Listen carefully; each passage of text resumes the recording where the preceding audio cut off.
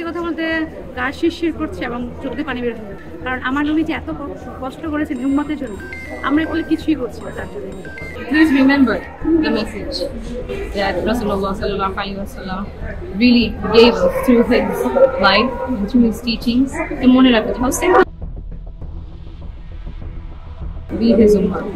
আমাদের চাহিদার কোনো শেষ নাই, কিন্তু আমি যতটুকু দেখলাম আমার নবীর ঘরটা দেখে চাহিদা রাখা উচিত না।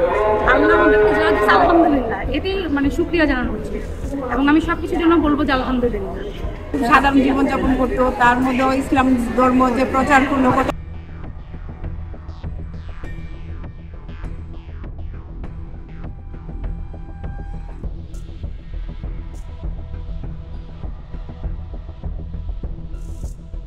যাতে বাচ্চারা দেখে কিছু শিখতে পারে যে নবীজি ইসলাম ধর্মটা কত কষ্ট করে আমাদের জন্য প্রচার করে দিচ্ছে।